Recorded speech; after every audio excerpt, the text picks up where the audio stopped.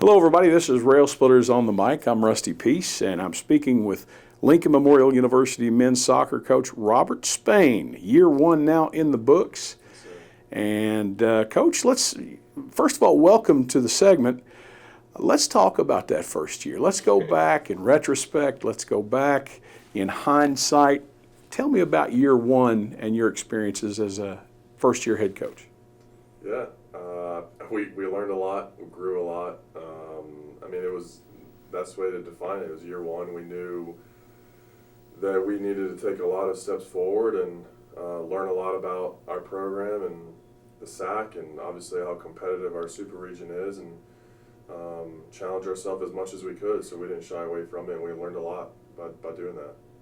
Before we talk about the team and its accomplishments this year, let's talk about Robert Spain for just a minute.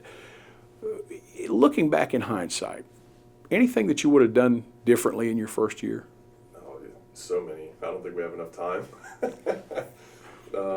You say that in hindsight, but at the same time, during the moment and whatever situations we want to talk about, I think we made the right decision with the information that we had at that time. When you look back at it, you say, well, now I have more information and I can make better decisions in the future, and that's all we're trying to do day after day, year after year, whatever. And we ask our players to do the same. So I feel like we're going to continue to improve, continue to develop, and that's all it's about. Looking back at the lion's share of the matches your team was in this year, I mean, you were right there in the mix right down to the end for the lion's share of those. There were a few that got away from you, but all in all, in a situation where you had a lot of returning players, a lot of which you didn't know a lot about. It took you a while to get acclimated to their capabilities, who was the right combination, to integrate your system of play. Then you had some of your new recruits brought in as well. All things considered, I think there was a very positive outcome of the 2019 season. Yeah, and I don't want to argue and disagree with you, but I would say it was every single game we were in and definitely could have won, except for the playoff game. And obviously that looks a lot worse than it was, and we made a decision to risk things and go for it in the second half. But yeah, I mean, when you look at it, like, we beat Queens, who was the co-champions of the regular season. We beat Lenore Ryan, who won the regular season last year. We beat Tusculum, who was in the NCAA tournament last year. We went on the road in preseason. Our starters tied Charleston's starters in their top 10 in the country. They won their league. We went on the road to lead, tied them. They won their league. We tied Wingate. They won our league. So, I mean, all of these were on the road, and they're very good results. And we did a lot of things that I think at the beginning of the year you'd say, I'd like to do these. I'd like to check these boxes, and we did. We also did not play well against teams that we looked past for some reason.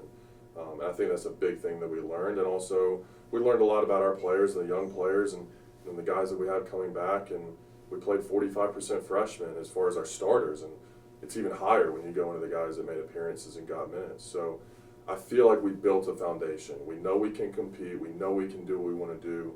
We know we can be this tactically progressive program.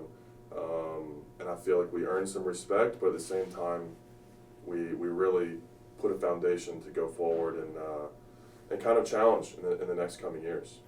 In regard to that foundation that you just mentioned, unfortunately, one of the perils of collegiate soccer, collegiate sports in general, is that players graduate, new players come in. Yep.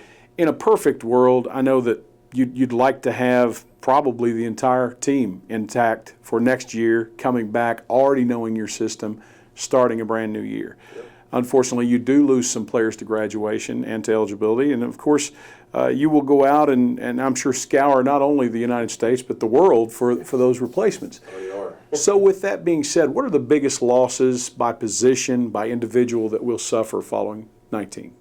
Yeah, I mean, everybody's going to point to Allen, of course. I mean, not only on the field and positional and what he brings, but he was our captain as well. We're a team that we have one captain. We don't have 8 guys wearing, a neon captain's armband. We have one guy. And Allen was that guy. And when you guys do the interviews with all these young guys and you ask, who do you look up to? Every single one of them has said Allen. And I think that's it's very telling. So But not only that, he on the field he's a dynamic left-footed center back that can pass through lines, but also is a tenacious defender. He has that temperament. You don't find guys like that to the point where I'm talking with some of my scouts in Major League Soccer. I'm saying, listen, I know this kid's a little bit older than what you're used to, but this is a kid you just don't find. So he would be the main one that you're going to look at and say, we're definitely going to be missing him.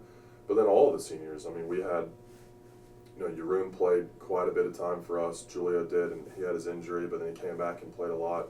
Wesley, I think, led us in goals, even despite his injury. And you have all the other guys that played up top with us as well and contributed and helped us win games. I mean, Aro, Joe, Mateo, you go down this list, and Phil, for example, like all of these guys were incredibly gracious as far as like learning and understanding that this is a development process, but they helped us get results this year as well. So of course we're gonna miss those guys for sure.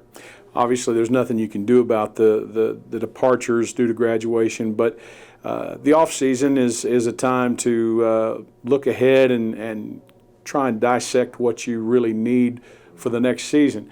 Now, that being said, I mean, obviously recruiting is something that you're going to be focused on heavily, but in terms of that recruiting, the biggest needs that come to mind right away for 2020? Yeah, I think positional, we have profiles that we look for each position, and we like the players that we have coming back, and we have a lot of depth in certain positions, but at the same time we have a lot of massive gaps in others, and I think just listing off these players that we just listed that are going to graduate, the majority of them were either first-line players, so center backs, or they were highest-line players, so forwards or wingers. And we know we need players in those positions, but at the same time, we feel like we can get better by having more mobility to basically stop teams from doing what they need to do against us. We know they can hurt us in transition. We know they can hurt us with pace and on set plays. And if we have players in those two lines that we're talking about, and those types of profiles, I think it makes us almost extremely difficult to play against. And I think that's something that we're going to be looking for. In addition to recruiting, there's so many other little intricacies that coaches deal with in the off season. What are some of those things that you'll be focused on between now and the beginning of the 2020 season? There's a lot. I mean, obviously, every single individual meeting we've had with these players, we're talking about where their GPA is and what their goals are, and how they can get out of study hall, what that mandatory limit is. So we're trying to push them in that side and how they can challenge themselves in everything. But another thing is we're setting up a really unique, I don't want to say it nonprofit or charity or anything like that, but we're trying to set up a date to coincide with some basketball games here where we can have the campus involved in giving back and helping raise awareness for a cause that we believe in. So that's something that's on top of our mind, and making sure that our guys know that we have a lot of time in the spring to obviously get better on the field, but also help the community continue to get better as well. So that's something that we're going to do. Many years down the road, when you're in the golden years, so to speak, of your coaching career, when you look back at this first season at the helm of the Railsplitters soccer program, how will you regard this first group of guys that you coached here at Lincoln Memorial? That's a great question.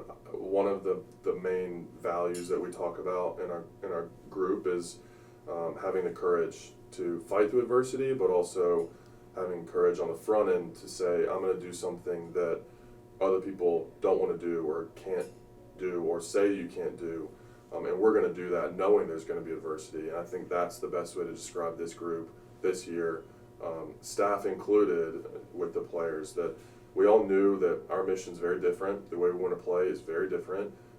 We're very progressive, and we know that we were going to shoot ourselves in the foot sometimes. We know we were going to beat teams that didn't think that we could beat them. But it takes courage to go out there and say, we're going to do this, we're going to train this way, we're going to play players that other people would just discard without even thinking.